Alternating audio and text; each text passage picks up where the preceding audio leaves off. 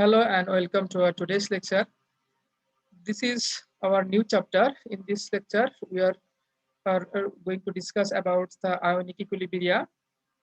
Ionic equilibria basically indicates the concentration of hydrogen ion in the solution. It is also known as the potential of hydrogen or pH of the solution. Let's start our main topics. pH. What does it mean by pH? pH means potential of hydrogen or quiescence de hydrogen or concentration of hydrogen in the solution. You know that according to one of the definition or theoretical definition of acid, the acid will be those substances which can furnish hydrogen ion in the solution. Those are those compounds, those elements which are able to furnish or liberate hydrogen ion in the solution are regarded as acid. So concentration of acid in the solution is an indicative of the presence of uh, high acidity or low acidity potential of that solution. Okay, who provided us with the concept of pH? It was provided by Sorensen in 1909,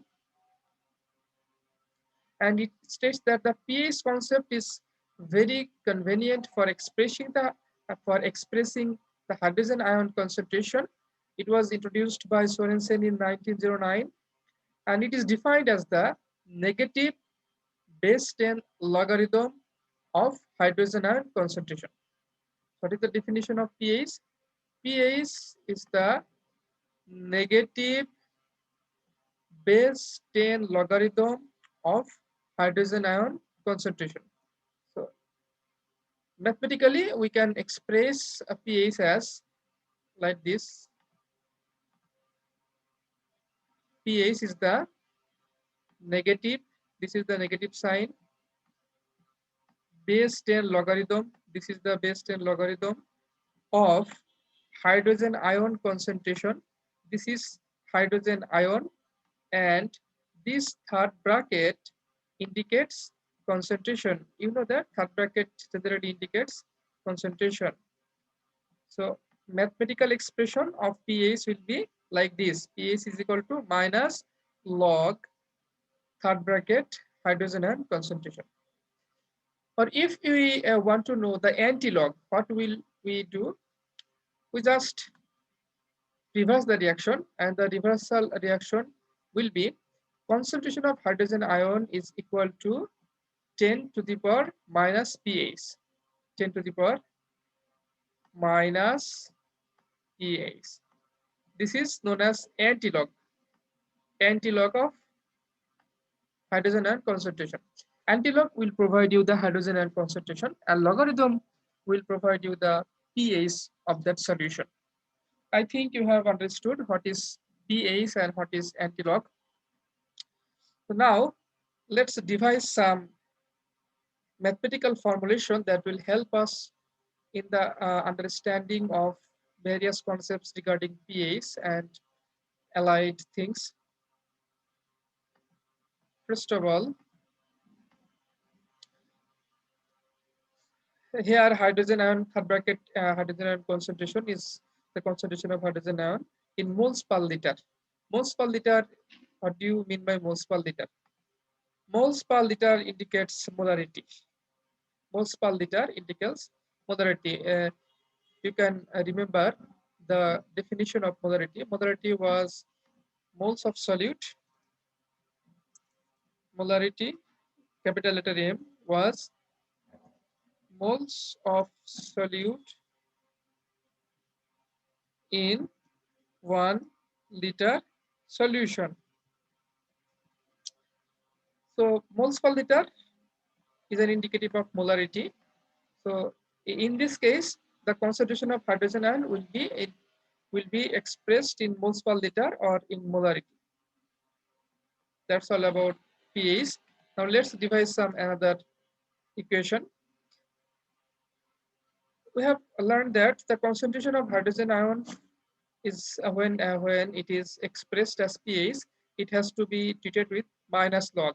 That means minus log hydrogen ion concentration is the pH. What will be the fact, or what will be the result if we treat hydroxyl ion with minus log? That means minus log hydroxyl ion will be what? Yes, the minus log hydroxyl ion will be POH. POH.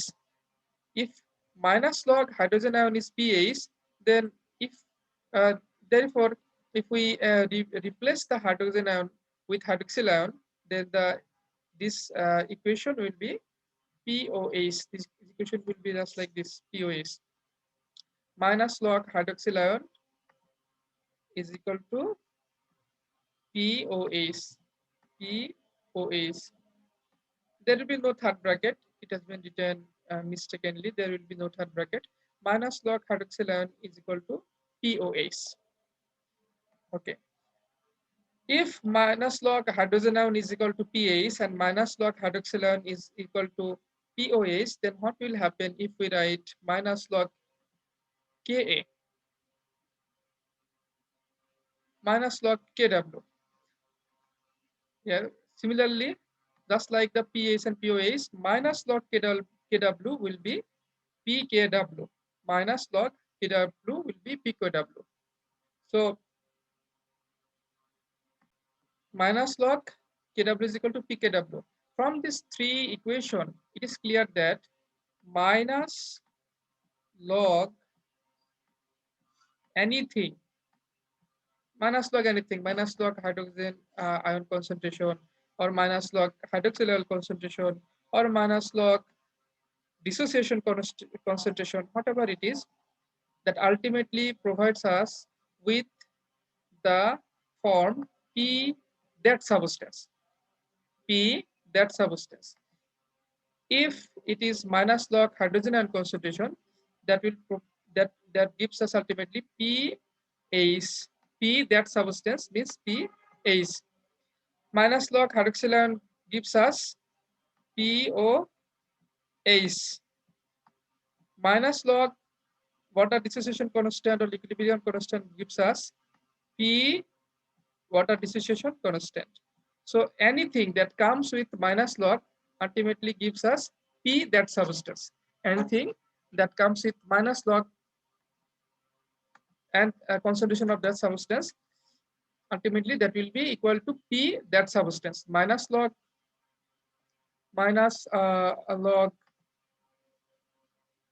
hydrogen ion concentration gives us pH.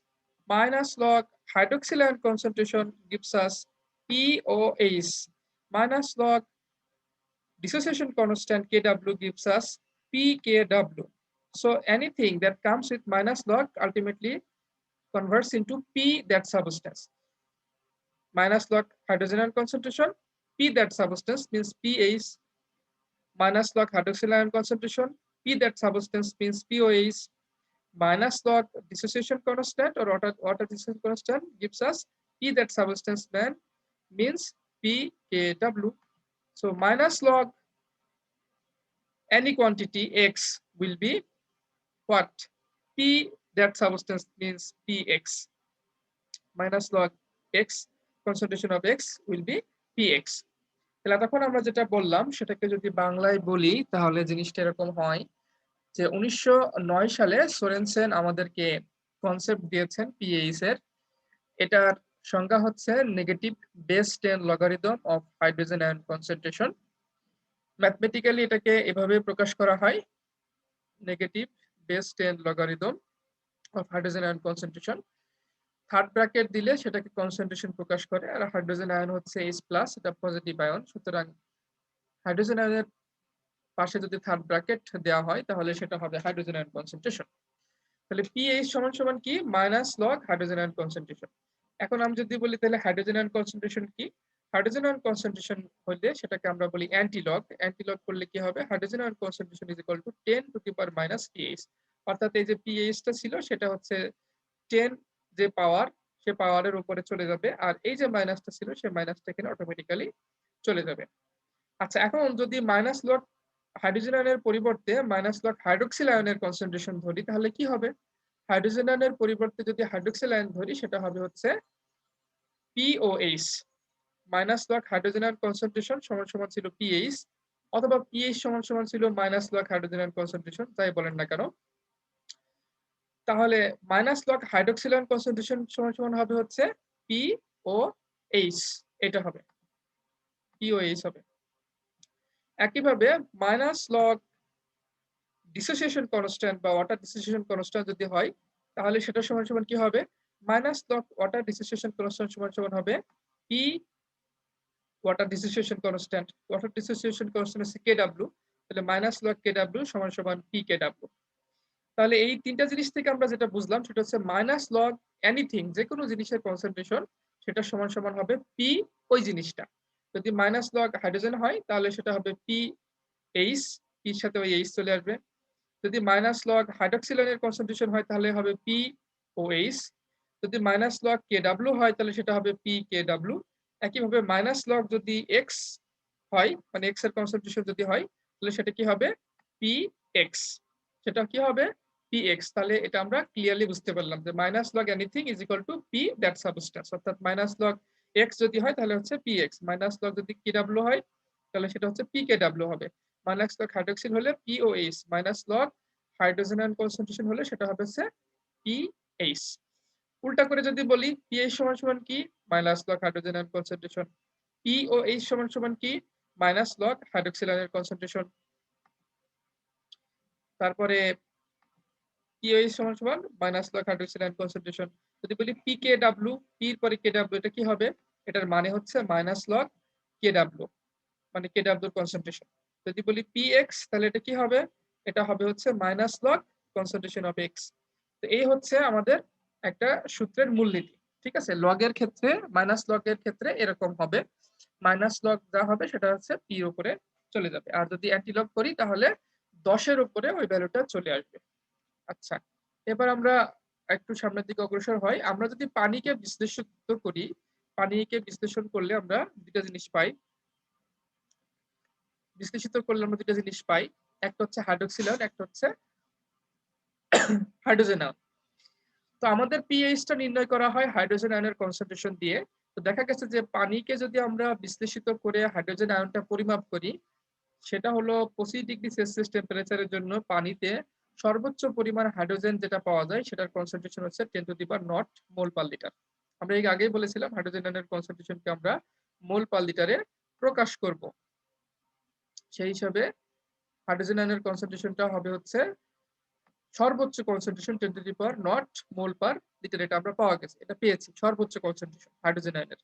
আর সর্বনিম্ন concentration যেটা পাওয়া গেছে সেটা হচ্ছে 10⁻⁻14 মোল per litre, 10⁻⁻14 মোল per litre. তাহলে এটা হচ্ছে সর্বনিম্ন কনসেন্ট্রেশন পানির, পানির ভিতরে হাইড্রোজেন আয়নের সর্বনিম্ন কনসেন্ট্রেশন হচ্ছে এটা, আর সর্বোচ্চ কনসেন্ট্রেশন হচ্ছে এইটা। এই যে দুটো কনসেন্ট্রেশন আমরা পেলাম, এই দুটো কনসেন্ট্রেশনকে যদি আমরা একটু নেগেটিভ লগে নিয়ে আসি তাহলে কি হবে? নেগেটিভ যদি লগারিদমে নিয়ে আসি, ক্যালকুলেটর আপনার হাতে থাকার কথা, সুতরাং ক্যালকুলেটর দেন। মাইনাস লগ 10⁻0, এটা সমান সমান কি হবে? এটা সমান সমান আসবে হচ্ছে নট, 0 আসবে।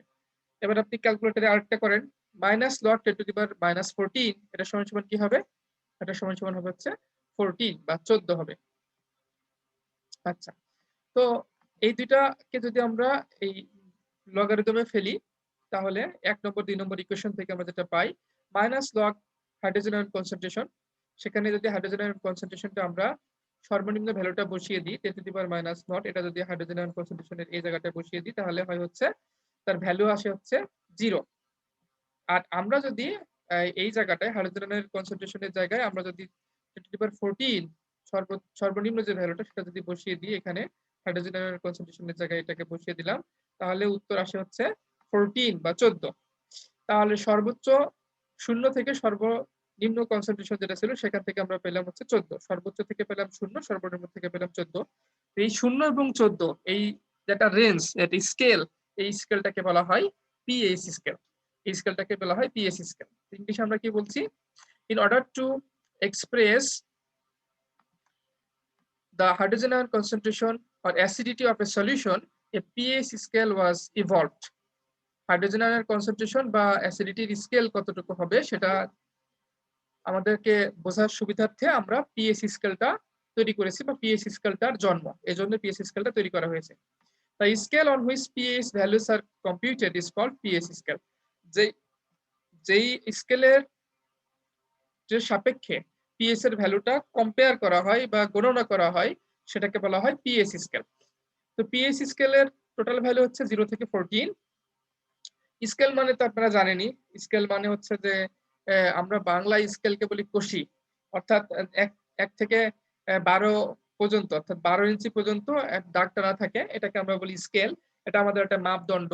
ঠিক একই রকম ভাবে পিএইচ এর ক্ষেত্রে স্কেল হচ্ছে 10 টু দি পাওয়ার নট থেকে শুরু করে 10 টু দি পাওয়ার -14, আর এটাকে মাইনাস লগ করলে যেটা হয় 0 থেকে 14, আর এই দুটাকে সাজাইলে আমরা যে স্কেলটা পাই সেটা হচ্ছে যে এটা হচ্ছে pH scale.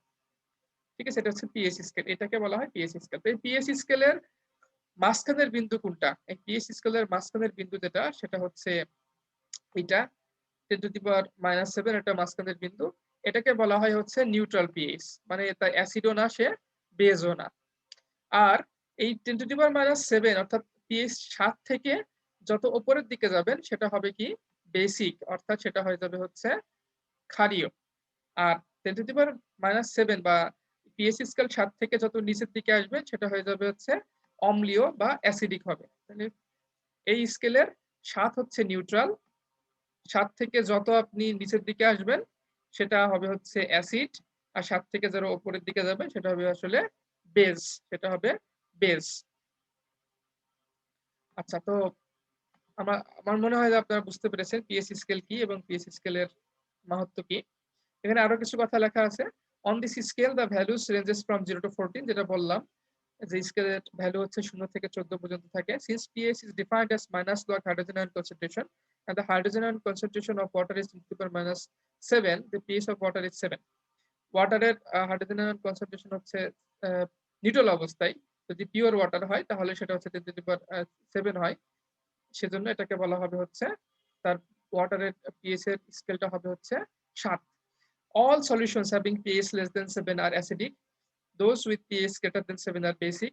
Unequal to 7 is neutral solution. তো যতগুলো সলিউশন আছে সেই সলিউশনের যদি pH 7 হয় তাহলে সেটা হচ্ছে নিউট্রাল, 7 থেকে নিচে গেলে সেটা হচ্ছে অ্যাসিডিক, এবং 7 থেকে উপরে গেলে সেটা হচ্ছে basic. As shown by the pH scale, pH decreases with the increase in hydrogen ion concentration. তো আমরা pH স্কেল থেকে দেখতে পাচ্ছি আসলে হাইড্রোজেন আয়নের কনসেন্ট্রেশন যত বাড়ে পিএইচ এর ভ্যালু তত কমে। হাইড্রোজেন আয়নের কনসেন্ট্রেশন যত বাড়বে পিএইচ এর ভ্যালু তত কমবে, আর হাইড্রোজেন আয়নের কনসেন্ট্রেশন যত কমবে পিএইচ এর ভ্যালু তত বাড়বে।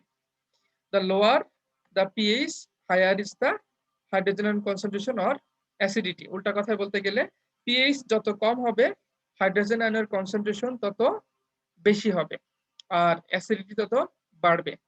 তার মানে এটা যেটা বুঝলাম সেটা হচ্ছে পিএইচ পিএইচ এটা যদি লো হয়, পিএইচ লো মানে কি? পিএইচ লো মানে পিএইচ কম, পিএইচ কম মানে হাইড্রোজেন আয়ন বেশি, হাইড্রোজেন আয়ন হচ্ছে বেশি, হায়ার, হাইড্রোজেন আয়নের কনসেন্ট্রেশন হবে হচ্ছে higher. PH low is equal to higher hydrogen ion concentration, মানে হাইড্রোজেন আয়নের কনসেন্ট্রেশন তখন বেশি হবে। আর উল্টা কথায় বলতে গেলে ইনক্রিজ বা higher hydrogen ion concentration is equal to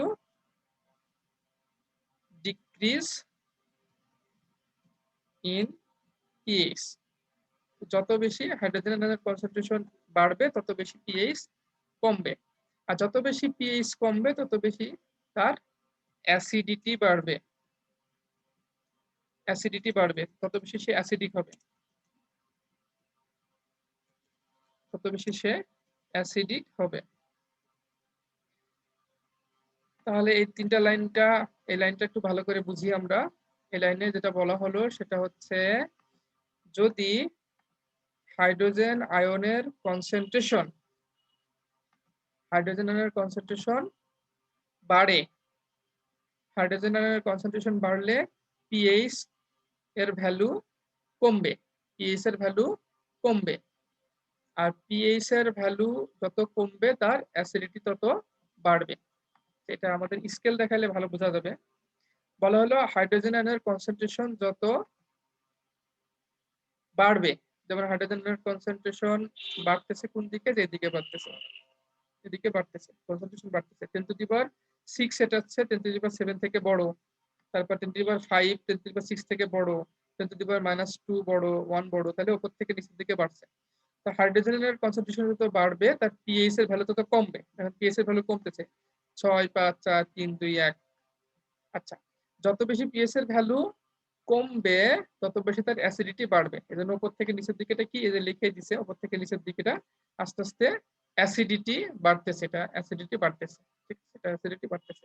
তাহলে হাইড্রোজেন আয়নের কনসেন্ট্রেশন যত বাড়বে পিএইচ তত কমবে, পিএইচ যত কমবে অ্যাসিডিটি তত বাড়বে। উল্টা ঘটনা ঘটবে, এই যদি এই লাইনটা উল্টা করে দেন তাহলে উল্টা ঘটনা ঘটবে।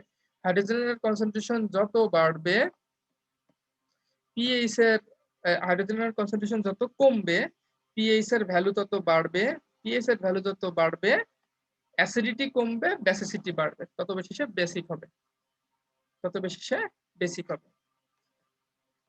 এই ছিল হচ্ছে হাইড্রোজেন আয়নের পিএইচ স্কেল, পিএইচ এবং পিএইচ স্কেল। আশা করি আপনারা পিএইচ এবং পিএইচ স্কেল বুঝতে পেরেছেন এবং এখানে হাইড্রোজেন আয়নের কনসেন্ট্রেশনের সাথে অ্যাসিডিটি এবং বেসিসিটির কি সম্পর্ক সেটাও বুঝতে পেরেছেন। আর যদি প্রশ্ন করা হয় যে একটা সলিউশনের মধ্যে প্রচুর পরিমাণে হাইড্রোজেন আয়ন আছে, তাহলে এটা কি ধরনের সলিউশন হবে? আপনি বলবেন হাইড্রোজেন আয়ন অনেক বেশি, তো সুতরাং এটা হবে অ্যাসিডিক। অ্যাসিডিক যদি হয় তাহলে পিএইচ বাড়বে না কমবে? অ্যাসিডিক যদি হয় তাহলে অবশ্যই পিএইচ কমবে। তাহলে আপনি মাঝখানের টুকু বাদ দেন, যত বেশি হাইড্রোজেন আয়নের কনসেন্ট্রেশন বাড়বে তত বেশি তার পিএইচ কমবে, পিএইচ যত কমের দিকে থাকবে তার অ্যাসিডিটি তত বাড়বে। ওকে, এবার ডিসোসিয়েশন অফ ওয়াটার, পানিকে যদি আমরা বিশ্লেষণ করি কি পাই, সেটা পাই হচ্ছে হাইড্রোজেন আয়ন এবং হাইড্রোক্সিল আয়ন। পানিকে যদি বিশ্লেষণ করি তাহলে আমরা দুটো জিনিস পাই, একটা হচ্ছে হাইড্রোজেন আয়ন, একটা হচ্ছে হাইড্রোক্সিল আয়ন। এই দুইটা জিনিস থেকে আমরা ওয়াটার ডিসোসিয়েশন কনস্ট্যান্ট বের করতে পারি। সেটা কেমন? ইকুইলিব্রিয়াম যখন আমরা লিখি, আমরা ল অফ মাস অ্যাকশন, ভর ক্রিয়া সূত্র অনুসারে লিখলে আমরা ইকুইলিব্রিয়াম সমান সমান লিখতে পারি যে বিক্রিয়কের ঘনমাত্রার উৎপাদের ঘনমাত্রার গুণফল। উৎপাদ হচ্ছে এখানে হাইড্রোক্সিল আয়ন এবং হাইড্রোজেন আয়ন, এই দুইটার ঘনমাত্রা হচ্ছে থার্ড ব্র্যাকেট দিয়ে প্রকাশ করা হয়েছে। তাহলে উৎপাদের ঘনমাত্রার গুণফল ডিভাইডেড বাই বিক্রিয়কের ঘনমাত্রা গুণফল। এখানে বিক্রিয়ক হচ্ছে পানি, সুতরাং পানির ঘনমাত্রা থার্ড ব্র্যাকেট দিলে সেটা তার গুণফল হয়ে যাবে। তাহলে উৎপাদের ঘনমাত্রা উপরে লিখতে হয় আর বিক্রিয়কের ঘনমাত্রা নিচে লিখতে হয়। এভাবে করে যে রেশিও পাওয়া যায় তাকে আমরা বলি হচ্ছে ইকুইলিব্রিয়াম কনস্ট্যান্ট, কেসি বলা হয় বা কেপিউ বলা হয় গ্যাসের ক্ষেত্রে। যাই হোক, আমরা এখানে ইকুইলিব্রিয়াম কনস্ট্যান্ট পেলাম। পরের লাইনে আমরা কি লিখতে পারি? পরের লাইনে লিখতে পারি কে এর সাথে এটাকে গুণ দিয়ে দিতে পারি, কারণ এটা তো নিচে নিচে আছে, সুতরাং কে এর সাথে এটাকে গুণ দিয়ে দেওয়া যায়। গুণ দিয়ে দিলে কি হবে? গুণ দিয়ে দিলে হবে হচ্ছে এরকম যে hydrogen ion concentration into hydroxyl ion concentration is equal two K/O। তো দেখা গেছে যে পানির যে কনসেন্ট্রেশন, এই কনসেন্ট্রেশনটা আসলে অপরিবর্তিত থাকে। কিরকম অপরিবর্তিত থাকে? কারণ পানি খুব সামান্য পরিমাণে ডিসোসিয়েট হয়। মনে করেন মহাসাগর আছে, মহাসাগর থেকে সামান্য পরিমাণে পানি আপনি সূচের ডগা দিয়ে তুলে নিলেন, তো মহাসাগরের পানি কতটুকু কমলো? অবশ্যই কিছু কমছে, কারণ সূচের ডগা দিয়ে তো আপনি কিছু তুলে নিছেন। কিন্তু যে পরিমাণ পানি সেখানে বিদ্যমান রয়ে গেছে আগে থেকে, তার সাপেক্ষে কতটুকু কমছে? কিছুই কমে নাই। তাহলে কি সূচ ভেজে নাই? সূচ তো ভিজছে। সুতরাং সূচ যেহেতু ভিজছে কাজে কিছু পানি কমছে, কিন্তু যে পরিমাণ পানি আগে ছিল তার থেকে কতটুকু কমছে? আমরা বলতে পারি যে খুব সামান্য পরিমাণে কমছে, এটাকে ধরে নেব যে কমে নাই, ধরে নেব কমে নাই। তো এই যে যতটুকু পানি ডিসোসিয়েট হলো, ডিসোসিয়েট হয়ে হাইড্রোজেন এবং হাইড্রোক্সিল আয়ন তৈরি করলো, সেই পানি যতটুকু ডিসোসিয়েট হয়নি তার সাপেক্ষে কিছুই না। মানে যতটুকু পানি ডিসোসিয়েট হয়নি, আনডিসোসিয়েটেড ওয়াটার, সেই পানির পরিমাণ ডিসোসিয়েটেড ওয়াটার যেটা ভেঙে হাইড্রোক্সিল এবং হাইড্রোজেন আয়ন তৈরি করছে এর সাপেক্ষে কিছুই না। মানে বেশিরভাগ পানি আনডিসোসিয়েটেড ওয়াটার অবস্থায় বিদ্যমান। তাহলে যেহেতু মহাসাগরের কথা চিন্তা করেন যে আনডিসোসিয়েটেড অবস্থায় যদি বিদ্যমান থাকে মহাসাগরের পানি আর সামান্য পরিমাণ সূচের ডগার পরিমাণ যদি ডিসোসিয়েটেড হয়, তাহলে আমরা কি বলবো? আমরা বলবো যে এটা আসলে ডিসোসিয়েট হয় নাই। সেই হিসেবে আমরা কি বলতে পারি যে আনডিসোসিয়েটেড পানিটাও আসলে কনস্ট্যান্ট আকারে রয়ে গেছে, তার পরিমাণ যা ছিল তাই আছে। কাজেই এই দুইটাকে মিলে কেটাও একটা কনস্ট্যান্ট ধরা হয়, আর আনডিসোসিয়েটেড যে ওয়াটার, সেই আনডিসোসিয়েটেড ওয়াটারের পরিমাণটা, তার যে কনসেন্ট্রেশন সেটাকেও কনস্ট্যান্ট ধরা হয়। তো দুইটা কনস্ট্যান্টকে একত্রে কেডব্লিউ লেখা হয়। কেডব্লিউ কে বলা হয় ওয়াটার ডিসোসিয়েশন কনস্ট্যান্ট। এটাকে বলা হয় ওয়াটার ডিসোসিয়েশন কনস্ট্যান্ট। তো এটা এখানে বলা আছে, since water is so little dissociated, the concentration of the undissociated molecules, water molecule, that means concentration of water is presumed to be constant. যেহেতু ওয়াটার খুব সামান্য পরিমাণেই বিশ্লিষ্ট হয়, কাজে যেটা বিশ্লেষণে যায় নাই সেটার পরিমাণটা অনেক বেশি। মহাসাগর থেকে সামান্য পরিমাণ বিশ্লেষণে গেছে, কতটুকু গেছে? সুসের ডগা পরিমাণে বিশ্লেষণে গেছে। তো সুসের ডগায় কতটুকুই বা গেছে? ধরে নেব যে কিছুই যায় নাই, আসলে যা রয়ে গেছে তার সাপেক্ষে কিছু যায় নাই। কাজে ধরে নেওয়া হয় যে এটা কনস্ট্যান্ট আছে, মানে এটা বিশ্লেষণে যায়নি। যদিও গেছে, যতটুকু গেছে সেজন্যই তো আমরা হাইড্রোজেন এবং হাইড্রোক্সিল আয়নটা পেলাম। তাহলে এটাকে আমরা লিখতে পারি হচ্ছে hydrogen ion concentration, concentration of hydrogen ion multiplied by concentration of hydroxyl ion is equal to Kw. এটাকে Kw কে বলা হবে ওয়াটার ডিসোসিয়েশন কনস্ট্যান্ট। আচ্ছা, তো এখন এই Kw কে বলে ওয়াটার ডিসোসিয়েশন কনস্ট্যান্ট। এই ইকুয়েশনটাকে আমরা এখন বিভিন্ন কাজে লাগাবো, বিভিন্ন ভাবে ইকুয়েশনটাকে আমরা ইউজ করব। তো দেখা গেছে যে ওয়াটার ডিসোসিয়েশন কনস্ট্যান্টের যে ভ্যালু সেটা হচ্ছে 1 × 10⁻⁻14। 1 × 10⁻14। এটা আমরা কোথায় পেয়েছিলাম? আমরা কিছুক্ষণ আগে পেয়েছিলাম যে পানি হাইড্রোজেন আয়নের কনসেন্ট্রেশন সর্বোচ্চ হইতে পারে 10⁻0 এবং সর্বনিম্ন হইতে পারে 10⁻14 পানির ক্ষেত্রে বলেছিলাম। তো এখন দেখেন, পানি যদি নিউট্রাল না হয়, নিউট্রাল না হলে তাহলে তার হাইড্রোজেন আয়ন কনসেন্ট্রেশন ম্যাক্সিমাম হইতে পারে হচ্ছে 10⁻0 এবং সর্বনিম্ন পরিমাণ হতে পারে 10⁻14। তো কেডব্লিউ এর ভ্যালু হচ্ছে 10⁻14, এটা পাওয়া গেছে। আচ্ছা, এখন আমরা এটা 3 নম্বর ইকুয়েশন পেয়েছি, হাইড্রোজেন আয়ন এবং হাইড্রোক্সিল আয়ন মিলে ওয়াটার ডিসোসিয়েশন কনস্ট্যান্ট Kw, এটা পেয়েছি। এখন এই ইকুয়েশনটা ব্যবহার করে আমরা আরো দুইটা জিনিস ভ্যালু আমরা বের করব। তো পানি যখন বিশ্লিষ্ট হয়, তখন পানি বিশ্লিষ্ট হওয়ার পরে সেখানে সমান সংখ্যক পরিমাণ হাইড্রোক্সিল আয়ন এবং একই পরিমাণ হাইড্রোজেন আয়ন তৈরি হয়। মানে সেখানে হাইড্রোজেন আয়নের কনসেন্ট্রেশন এবং হাইড্রোক্সিল আয়নের কনসেন্ট্রেশন সমান হয়। তো আমরা যদি হাইড্রোজেন আয়নের কনসেন্ট্রেশনটার পরিবর্তে হাইড্রোক্সিল আয়নের কনসেন্ট্রেশন এখানে লিখি, তাহলে কি হবে? Hydroxyl ion multiplied by hydroxyl ion. Hydrogen ion সমান সমান হাইড্রোক্সিল আয়ন। আমরা তো বললাম যে হাইড্রোজেন আয়ন এবং হাইড্রোক্সিল আয়ন, হাইড্রোজেন আয়ন যেটা, এটা কার সমান? হাইড্রোক্সিল আয়নের সমান। কখন? পানি যখন বিশ্লেষণে যায় তখন। তার মানে হাইড্রোক্সিল আয়ন এবং হাইড্রোক্সিল আয়ন যদি সমান সমান হয়, তাহলে হাইড্রোজেন আয়নের পরিবর্তে হাইড্রোজেন আয়নের ভ্যালু হিসেবে আমরা হাইড্রোক্সিল আয়ন যদি এখানে বসিয়ে দিই, তাহলে কি হবে? তাহলে যেটা হবে যে হাইড্রোক্সিল আয়ন হোল স্কয়ার হয়ে যাবে। আবার উল্টা ভাবে আমরা যদি বলি যে যেহেতু হাইড্রোক্সিল আয়ন এবং হাইড্রোজেন আয়ন সমান, তাহলে হাইড্রোক্সিল আয়নের পরিবর্তে আমরা এখানে হাইড্রোজেন আয়নের কনসেন্ট্রেশন বসিয়ে দিই, তাহলে কি হবে? তাহলে হবে হাইড্রোজেন আয়ন হোল স্কয়ার হয়ে যাবে। তার মানে আমি যদি হাইড্রোজেন আয়নের পরিবর্তে হাইড্রোক্সিল আয়ন বসাই, তাহলে হবে হাইড্রোক্সিল আয়ন হোল স্কয়ার। আর হাইড্রোক্সিলের পরিবর্তে যদি হাইড্রোজেন বসাই, তাহলে হয়ে যাবে হাইড্রোজেন আয়ন হোল স্কয়ার। তো এই দুটোকে যদি একত্রে বসাই, তাহলে কি হবে? Hydrogen and hydroxyl ion whole square হয়ে যাবে। হোল স্কয়ার যদি হয়, তাহলে হোল স্কয়ার কে তুলতে হলে কি করতে হয়? হোল স্কয়ার কে তুলতে হলে রুট করতে হয়। তাহলে আমরা এটাকে রুট করে দিলে হোল স্কয়ার উঠে যাবে। আর রুট করলে দুই পক্ষে রুট করতে হয়, বাম পক্ষে রুট করতে হবে বা ডান পক্ষে রুট করতে হবে। তো যেহেতু হাইড্রোজেন এবং হাইড্রোক্সিল আয়নের পিওর ওয়াটারের ইকুয়াল থাকে, তাহলে আমরা 3 নম্বর ইকুয়েশনে দুইটাকে সমান সমান বসিয়ে দিলে এটা টোটালটা হোল স্কয়ার হয়ে যাবে। এই টোটাল হাইড্রোজেন এবং হাইড্রোক্সিল আয়নটা হোল স্কয়ার হয়ে যাবে। সেই হোল স্কয়ারকে তুলতে হলে দুইটার পক্ষকে রুট করতে হবে। রুট করলে এখানকার স্কয়ারটা উঠে যাবে, আর ডান পক্ষে Kw এর উপরে স্কয়ারটা থেকে যাবে। Kw এর ভ্যালু হচ্ছে 10⁻14, আর এটাকে যদি আপনি রুট করেন, রুট করলে এর ভ্যালু আসবে 10⁻7। এর থেকে আমরা পাই যে হাইড্রোজেন আয়ন এবং হাইড্রোক্সিল আয়ন প্রত্যেকের ইন্ডিভিজুয়াল কনসেন্ট্রেশন পানির ক্ষেত্রে 10⁻7 এটা হচ্ছে পাওয়া যায়। 10⁻7 এটা পাওয়া যায়। তো সেখান থেকে আমরা বলি যে পানির পিএইচ হচ্ছে, যদি পিওর পানি হয় তার পিএইচ হবে হচ্ছে 7, যেটাকে আমরা বলি নিউট্রাল, অর্থাৎ সেটা হচ্ছে কোনো অ্যাসিডিটি নয়, বেসিসিটি নয়। আচ্ছা, তো 25 ডিগ্রি সেলসিয়াসে কি হলো? Thus hydrogen ion and hydroxyl ion concentrations in pure water are both 10⁻7 mole per liter at 25 degrees Celsius and it is said to be neutral.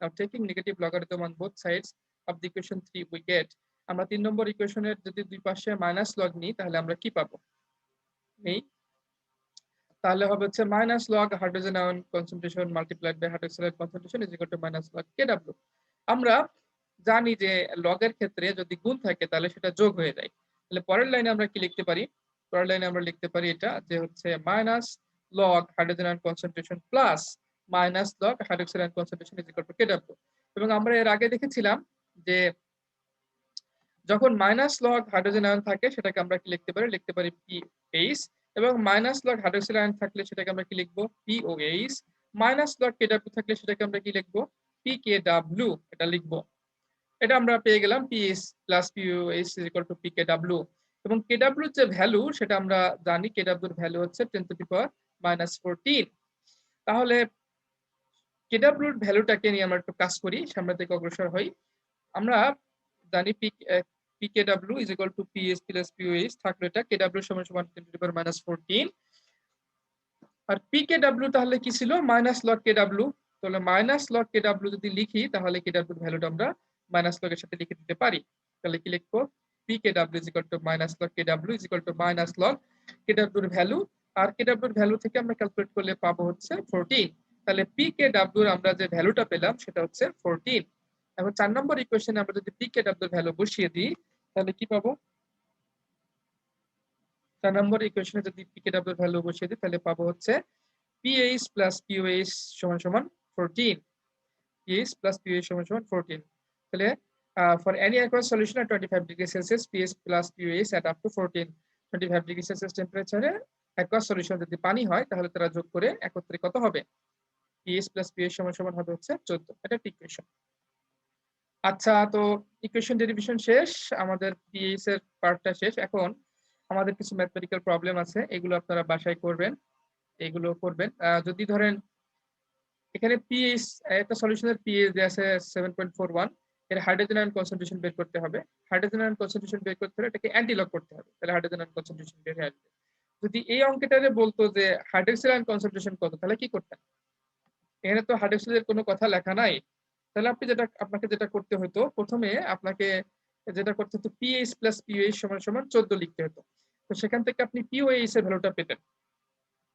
POH এর ভ্যালুটা পেতেন পিওএইচ সমান সমান কি 14 মাইনাস এই যে এটা 7.41 এটা হচ্ছে আপনার পিওএইচ এর ভ্যালু পেতেন পিওএইচ এর ভ্যালু পাওয়ার পরে সেই ওএইচ পিওএইচ এর ভ্যালুটাকে আপনি অ্যান্টিলগ করলে আপনার হাইড্রোক্সিল আয়নের কনসেন্ট্রেশনটা আপনি পেয়ে যেতেন তো ঠিক আছে তো ম্যাথমেটিক্স করতে হলে সবসময় সবগুলো সূত্র আমাদেরকে ঠিকমতো আয়ত্ত করে মাথায় রাখতে হবে প্রচুর প্র্যাকটিস করতে হবে এই জাতীয় প্রচুর অঙ্ক আপনাদের ইন্টারমিডিয়েটের বইও পাবেন আপনাদের টেক্সট বুকেও পাবেন প্র্যাকটিস করবেন আচ্ছা এরপরে আমরা একটু দেখি টাইট্রেশন সম্পর্কে হালকা একটু আলোচনা করব টাইট্রেশন এবং টাইট্রেশন কার্ভ আর হচ্ছে তার যে ইন্ডিকেটর আছে সেগুলো সম্পর্কে হালকা হালকা আলোচনা করব আমরা অ্যাসিড বেস টাইট্রেশন টাইট্রেশন কাকে বলে টাইট্রেশন হচ্ছে এমন একটা পদ্ধতি যাতে অজানা ঘনমাত্রা দ্রবণের ঘনমাত্রা নির্ণয় করা হয় কিভাবে জানা ঘনমাত্রা দ্রবণের সাহায্যে তাকে টাইট্রেশন করার মাধ্যমে তার ঘনমাত্রা নির্ণয় করা হয় তো টাইট্রেশন কে যদি আমরা সংজ্ঞায়িত করি তাহলে আমরা বলবো যে টাইট্রেশন হচ্ছে একটা common laboratory technique used for quantitative chemical analysis পরিমাণগত রাসায়নিক বিশ্লেষণে কোয়ান্টিটেটিভ কেমিক্যাল অ্যানালাইসিসে titration also known as titrimetry এটা ইউজ করা হয় এবং সেখানে কি করা হয় সেখানে নিউট্রালাইজেশন করা হয় অ্যাসিড এবং বেজের বিক্রিয়ার মাধ্যমে নিউট্রালাইজেশন করা হয় এবং সেখানে একটা থাকে হচ্ছে জানা ঘনমাত্রা দ্রবণ যাকে আমরা বলি হচ্ছে টাইট্রান্ট এবং থাকে হচ্ছে একটা অজানা ঘনমাত্রা দ্রবণ যাকে আমরা বলেছি অ্যানালাইট কমপ্লিটলি অ্যাসিড বেস রিঅ্যাকশনটা কমপ্লিট হওয়ার পরে আমরা তার পরিমাণ নির্ণয় করি যে কতটুকু অ্যাসিড লাগলো বা কতটুকু বেস লাগলো এই পরিমাণ নির্ণয় করার পরে সেই পরিমাণ দিয়ে আমরা অজানা ঘনমাত্রা দ্রবণের ঘনমাত্রা নির্ণয় করে থাকি এগুলোর বিস্তারিত আমাদের যখন ফিজিক্যাল ফার্মেসি 1 ল্যাব হবে সেখানে আমরা বিস্তারিত আলোচনা করব এখন শুধুমাত্র এর জিনিসটা কি তার কনসেপ্ট হালকা একটু কনসেপ্ট আমরা নিয়ে রাখি যে এই জিনিসটা হচ্ছে এরকম জিনিস তো টাইট্রেশন কি titration is a process of neutralisation titration একটা হচ্ছে নিউট্রালাইজেশন রিঅ্যাকশন যেখানে a titrant that means a solution of known concentration is added into an analyte, that means a solution of unknown concentration, until the unknown concentration of the solution with the unknown concentration is completely utilized. Titration একটা প্রক্রিয়া যেখানে জানা ঘনমাত্রা একটা দ্রবণ অজানা ঘনমাত্রা একটা দ্রবণের সাথে যুক্ত করা হয় যতক্ষণ না অজানা ঘনমাত্রার দ্রবণটা সম্পূর্ণরূপে কমপ্লিটলি নিউট্রালাইজড হয়ে যায়, অর্থাৎ রিঅ্যাকশনটা কমপ্লিট হয়ে যায়। নিউট্রালাইজেশন অ্যাসিড বেস যদি রিঅ্যাকশন করে নিউট্রালাইজেশনে চলে যায়, সেটা তৈরি করে পানি এবং লবণ, তখন সে আর অ্যাসিড বেস থাকে না, সেটা অ্যাসিডও থাকে না, বেজও থাকে না, তার পিএইচ হয়ে যাবে হচ্ছে 7। যতক্ষণ পর্যন্ত না এটা নিউট্রালাইজেশনে যায় ততক্ষণ পর্যন্ত আমরা অ্যাড করতে থাকি, হয় অ্যাসিড অ্যাড করি বেজের মধ্যে কিংবা বেজ অ্যাড করে থাকি অ্যাসিডের মধ্যে। তারপরে আমরা এর ভলিউম কতটুকু অ্যাড করলাম তার পরিমাণটা নির্ণয় করি। যেহেতু ভলিউম নির্ণয় করে আমরা ঘনমাত্রা নির্ণয় করি, তাই এর নাম হচ্ছে volumetric analysis. Because the volume measurement plays a key role in titration, it is also known as volumetric analysis. আচ্ছা, এখানে আমরা কয়েকটা টার্ম পেলাম, কি কি টার্ম পেলাম সেগুলো আরেকবার একটু রিপিট করি। আচ্ছা, রিপিট করি তার আগে প্রশ্ন হলো যে আমি কিভাবে বুঝবো যে আমার টাইটেশন কমপ্লিট হয়েছে। টাইটেশন কমপ্লিট হয়েছে কিনা বোঝার জন্য আমরা যেই কেমিক্যাল ইউজ করি তাকে আমরা বলি হচ্ছে ইন্ডিকেটর, তাকে আমরা বলি ইন্ডিকেটর। ইন্ডিকেটর কি করে? ইন্ডিকেটরটা সিগন্যাল পাঠায় যে হ্যাঁ এখন এটা রিঅ্যাকশন শেষ হয়েছে। কিভাবে সিগন্যাল পাঠায়? অনেক সময় রং চেঞ্জ করে, আগে যে রং ছিল সেই কালারটা চেঞ্জ হয়ে যায়, হয়তোবা কোনো কালার ছিল না নতুন করে কালার আসে, কিংবা কালার ছিল কালারটা চলে যায়, কিংবা কালার আসেও না চলেও যায় না, ঘোলা হয়ে যায়। এরকম ভাবে একটা পরিবর্তনের ভিতর দিয়ে ইন্ডিকেটর বলে দেয়, সিগন্যাল দিয়ে দেয় যে তোমার টাইটেশন শেষ হয়ে গেছে। তাহলে indicator can signal the completion of the reaction by colour change and the concentration of the unknown solution can be determined. যখন এই কালার চেঞ্জটা হয় তখনই আমাদের টাইটেশন স্টপ হয়ে যায়, কমপ্লিট হয়ে যায়। তখন আমরা আননোন কনসেন্ট্রেশনের সলিউশন যেটা তার ঘনমাত্রা ক্যালকুলেশন করে বের করি।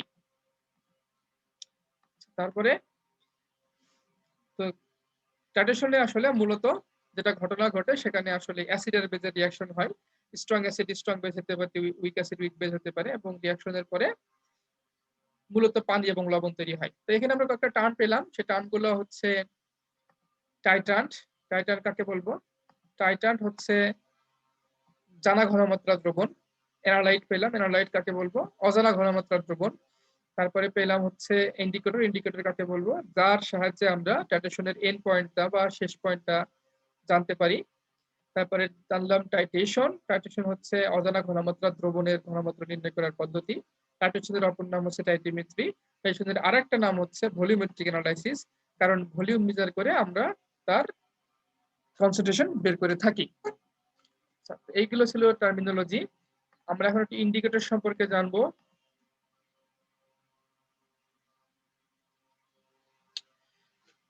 তো তার আগে আমরা কি কি জানলাম সেগুলো একটু রিপিট করে নিই। সেই রিপিট করার বিষয়গুলো আরেকবার বলি। সেটা হচ্ছে কি, প্রথমে আছে টাইট্রেন্ট বা টাইট্রেটর। টাইট্রেটর কাকে বলা হবে? টাইট্রেটর হচ্ছে একটা জানা ঘনমাত্রা দ্রবণ, তার স্ট্যান্ডার্ড একটা দ্রবণ। The standard solution of known concentration is that is being added to the solution of unknown concentration is called titrant. This is more often the acid than the base. Titrant হচ্ছে standard solution, primary standard solution, যার ঘনমাত্রা আমরা accurately জানি, এবং সেটাকে কি করা হবে? আননোন কনসেন্ট্রেশনের যে সলিউশন তার মধ্যে অ্যাড করা হবে। টাইট্রেন্ট তাকে, তাহলে যেই সলিউশনটার ঘনমাত্রা জানি, যেটা দিয়ে আমরা অজানা ঘনমাত্রা দ্রবণের ঘনমাত্রা নির্ণয় করব, সেই সলিউশনটাকে আমরা বলবো টাইট্রান্ট অথবা টাইট্রেটর। এরপর আসে হচ্ছে অ্যানালাইট। অজানা ঘনমাত্রা যে দ্রবণটা যার ঘনমাত্রা আমরা টাইট্রান্ট দিয়ে নির্ণয় করব তাকে আমরা বলবো হচ্ছে অ্যানালাইট। টাইট্রান্ট বেশিরভাগ ক্ষেত্রে অ্যাসিড হয়, অ্যানালাইট বেশিরভাগ ক্ষেত্রে বেজ হতে পারে। অ্যানালাইট কি? অ্যানালাইট বা titrant is the solution of unknown concentration, এবং এটা সচরাচর বেজ হয়ে থাকে। তারপরে কি? ইকুইভ্যালেন্ট পয়েন্ট অথবা এন্ড পয়েন্ট অথবা নিউট্রালাইজেশন পয়েন্ট। যে পয়েন্টে টাইটেশন শেষ হয় সেই পয়েন্টটাকে আমরা বলি end point, equivalent point, stoichiometric point. এতগুলো নাম আছে এর। এটা কি বললাম? The point when the titration is theoretically stopped, where the number of moles of titrant is equal to the number of moles of analyte or some multiple thereof, is called equivalent point, stoichiometric point, or theoretical end point, or neutralization point. Equivalent পয়েন্টে acid এবং বেজের number of moles সমান সমান হবে। অ্যানালাইটের মোল সংখ্যা এবং টাইট্রাটের মোল সংখ্যা সমান হতে পারে, অথবা তাদের ব্যালেন্স ইকুয়েশনে যা হবে সেটা। যেই পয়েন্টে টাইট্রেশন শেষ হয় সেই পয়েন্টটা যার মাধ্যমে, যার হেল্পের মাধ্যমে আমরা জানতে পারি, তাকে আমরা বলেছি ইন্ডিকেটর। Indicator কি? An acid-base indicator is an organic dye that signals the end point by a visual change in color. Acid-base indicator হচ্ছে একটা অর্গানিক রং, একটা রং, সেই রংটা চোখে দেখা যায় এরকম পরিবর্তনের মাধ্যমে আমাদেরকে জানিয়ে দেয় যে টাইট্রেশন এখন শেষ হয়ে গেছে। It changes color over a certain pH range and indicates the end point of the titration. এটা হচ্ছে পিএইচ এর সাথে সম্পর্কিত, এর কালার পরিবর্তনটা পিএইচ এর উপর নির্ভর করে এর রং পরিবর্তিত হয় এবং এর আমাদেরকে টাইট্রেশনের এন্ড পয়েন্টটা জানিয়ে দেয়, যেমন ফেনোলেপথ্যালিন, মিথাইল অরেঞ্জ ইত্যাদি ইত্যাদি। তারপরে কি, ফেনোলেপথ্যালিন হচ্ছে পিঙ্ক থাকে, পিঙ্ক হচ্ছে অ্যাসিড সলিউশনে পিঙ্ক থাকে, বেস সলিউশনে পিঙ্ক থাকে। ফেনোলেপথ্যালিন বেসিক সলিউশনে পিঙ্ক আকারে থাকে এবং অ্যাসিড সলিউশনে কোনো রং থাকে না। কাজেই আপনি যদি প্রথমে একটা সলিউশন দিলেন, সেই সলিউশনটা যদি হয় অ্যাসিড হচ্ছে আপনার স্ট্যান্ডার্ড সলিউশন, সেখানে যদি আপনি এই ফেনোলেপথ্যালিন অ্যাড করেন তাহলে কোনো কালার পাবেন না। সেই অ্যাসিড সলিউশনের মধ্যে বেজ অ্যাড করতে করতে যখন এটা নিউট্রালাইজেশন পয়েন্ট শেষ হয়ে অতিরিক্ত বেজ অ্যাড করবেন, তখন সেই অতিরিক্ত বেজ ফেনোলেপথ্যালিনকে পিঙ্ক কালারে কনভার্ট করবে, তখন বুঝতে পারবেন যে আপনার টাইট্রেশন শেষ হয়েছে। তো অনেকগুলা রেঞ্জ আছে অ্যাসিড বেজ ইন্ডিকেটরের, সেই রেঞ্জের ভিতরে এরা কালার চেঞ্জ করে থাকে। আপনারা এখানে দেখতে পাচ্ছেন মিথাইল অরেঞ্জের রেঞ্জ হচ্ছে 3.1 থেকে 4.4, অর্থাৎ 3.1 যখন পিএইচ আসবে তখন তার কালার থাকবে হচ্ছে লাল, আর এখান থেকে যখন পিএইচ 4.4 হবে তার কালার হয়ে যাবে যে এরকম অরেঞ্জ। ফেনোলেপথ্যালিন দেখেন যখন পিএইচ ছিল 8.3 তার সেটা ছিল কালারলেস, যখন তার পিএইচ হয়ে গেছে 10 সেটা হয়ে গেছে কি ফেইন্ট পিঙ্ক, পিঙ্ক কালার হয়ে গেছে। এই পিএইচ অ্যাসিড বেজ, যেই যে অ্যাসিড বা বেজ নিয়ে আপনি টাইট্রেশন করবেন, সেই অ্যাসিড বা বেজের পিএইচ যদি আপনি জানতে পারেন তাহলে সেই পিএইচ এর উপর ভিত্তি করে আপনি ইন্ডিকেটর নির্ধারণ করতে পারবেন। যদি স্ট্রং অ্যাসিড স্ট্রং বেজ নিয়ে আপনি টাইট্রেশন করেন তাহলে যে কোনো ইন্ডিকেটর আপনি ইউজ করতে পারবেন। কিন্তু যদি আপনি উইক অ্যাসিড উইক বেজ নিয়ে পিএইচ টাইট্রেশন করেন, উইক অ্যাসিড মানে তার পিএইচ হচ্ছে 7 একটু নিচে, আর উইক বেজ মানে তার পিএইচ হচ্ছে 7 একটু উপরে, তো এরকম যদি হয় তাহলে আপনি, আপনার জন্য ভালো হচ্ছে ফেনোলেপথ্যালিন ইন্ডিকেটর ইউজ করা। বা যদি উইক অ্যাসিড স্ট্রং বেস দিয়ে করেন তাহলে তার পিএইচ হবে 7 থেকে 7 থেকে নিচ থেকে শুরু করে 14 পর্যন্ত। তো সেই ক্ষেত্রে আপনার ফেনোলেপথ্যালিন ইন্ডিকেটরটা ভালো কাজ করবে। তো এভাবে করে আপনি আপনার অ্যাসিড বা বেজের পিএইচ দেখে ইন্ডিকেটর নির্ধারণ করবেন, তা না হলে আপনার কাঙ্ক্ষিত কালার চেঞ্জ পাবেন না। আপনি যদি উইক অ্যাসিড এবং স্ট্রং বেস নিয়ে টাইট্রেশন করেন আর সেখানে যদি আপনি মিথাইল অরেঞ্জ দেন তাহলে হয়তো আপনার কালার চেঞ্জ আপনি দেখতেই পাবেন না। কাজেই কালার চেঞ্জ দেখতে হলে আপনাকে সঠিক পিএইচ রেঞ্জের ইন্ডিকেটর নির্ধারণ করতে হবে আপনার টাইট্রেশনের জন্য। আমরা এখানে দেখতে পাচ্ছি যে এটা ইন্ডিকেটর, এটা অ্যাসিড সলিউশনে কালারলেস ফেনোলেপথ্যালিন, আর যখন বেসিক সলিউশনে যায় এরকম পিঙ্ক কালার হয়, আসলে তার ভিতরে স্ট্রাকচার এরকম চেঞ্জ হয়। এগুলো নিয়ে আপনাদের ফার্মাসিউটিক্যাল অ্যানালাইসিসে পড়ানো হবে। এটা মিথাইল অরেঞ্জ, এটা হচ্ছে বেসিক সলিউশনে ইয়েলো, আর এটা হচ্ছে অ্যাসিড সলিউশনে রেড হয়ে যায়। এগুলো হচ্ছে টাইট্রেশন কার্ভ। টাইট্রেশন কার্ভ দিয়েও আমরা টাইট্রেশন কমপ্লিট করতে পারি। টাইট্রেশন কার্ভে যেটা করা হয় যে এক্স অক্ষ বরাবর বেজের পরিমাণটা এবং y অক্ষ বরাবর পিএইচটা লিপিবদ্ধ করা হয়। তো প্রথম দিকে যখন টাইট্রেশন শুরু করা হয় তখন বুলেট থেকে আস্তে আস্তে একটু একটু করে বেজ অ্যাড করা হয় অ্যাসিড সলিউশনে এবং পিএইচ বাড়তে থাকে। তো পিএইচ বাড়তে বাড়তে বাড়তে বাড়তে যখন পিএইচ 7 থেকে উপরে চলে যায় তখনই ধরতে হবে যে আপনার টাইট্রেশন শেষ হয়ে গেছে। তারপরে টাইট্রেশন সামনের দিকে অগ্রসর করতে হয় যাতে আমাদের কার্ভটা সুন্দর হয়। এরপরে যেই পয়েন্টে পিএইচ 7 ছিল, আমরা দেখি এখানে পিএইচ 7 ছিল, সেই পয়েন্ট বরাবর আমাদের বেজের ভলিউম কত ছিল সেটা হচ্ছে আমরা এখান থেকে এক্স অক্ষ থেকে জানতে পারি এবং সেটাই হচ্ছে আমাদের টাইট্রেশনের এন্ড পয়েন্ট। তো আমরা টাইট্রেশন কার্ভ ইউজ করে টাইট্রেশন করতে পারি এবং এটা অ্যাসিড বেজের বিভিন্ন ধরনের কার্ভ আছে। এখানে স্ট্রং অ্যাসিড স্ট্রং বেজের জন্য কার্ভ সবচেয়ে ভালো হয়। তারপরে সবচেয়ে বাজে কার্ভ আসে আসলে উইক অ্যাসিড উইক বেজের জন্য, তাদের এন্ড পয়েন্ট বের করা অনেক কঠিন হয়ে যায়। তো এই ছিল আমাদের আমাদের টাইট্রেশন। তো আমরা যে বলছিলাম যে স্ট্রং অ্যাসিড স্ট্রং বেজের জন্য সব ধরনের ইন্ডিকেটর ইউজ করতে পারবেন। যদি উইক অ্যাসিড স্ট্রং বেজ হয় তাহলে ফেনিলফথেলিন ইউজ করতে পারবেন। তারপরে যদি স্ট্রং অ্যাসিড উইক বেজ হয় তাহলে মিথাইল অরেঞ্জ, মিথাইল রেড এগুলো ইউজ করতে পারবেন। উইক অ্যাসিড উইক বেজের জন্য এটার কোনো সুইটেবল ইন্ডিকেটর নাই আসলে, বেশ কঠিন সুইটেবল ইন্ডিকেটর বের করা। এই ছিল টাইট্রেশন কার্ভ এবং টাইট্রেশন নিয়ে কথা। আসলে ফার্মাসিউটিক্যালস যে সমস্ত সলিউশন আছে সেই সমস্ত সলিউশনের পিএইচ এর উপর ভিত্তি করে তাদের স্টেবিলিটি, সলিবিলিটি এবং অ্যাক্টিভিটি নির্ভর করে। কাজে পিএইচ সম্পর্কে আমাদের ক্লিয়ার কনসেপ্ট থাকা জরুরি। আর টাইট্রেশন এর মাধ্যমে যেহেতু আমরা তাদের ঘনমাত্রা নির্ণয় করতে পারি এবং টাইট্রেশনের পিএইচ খুব ইম্পর্টেন্ট ফ্যাক্টর। কাজেই টাইট্রেশন বিভিন্ন ফার্মাসিউটিক্যাল অ্যানালাইসিসে ইউজ করা হয়। বেসিক হিসেবে তার পিএইচ সম্পর্কে আমাদেরকে জানতে হবে। এই ছিল আজকের লেকচারে। আশা করি আপনারা ভালো বুঝতে পেরেছেন। কোনো প্রশ্ন থাকলে আপনারা সরাসরি জিজ্ঞেস করতে পারবেন। Thanks to all for joining the class. Thank you.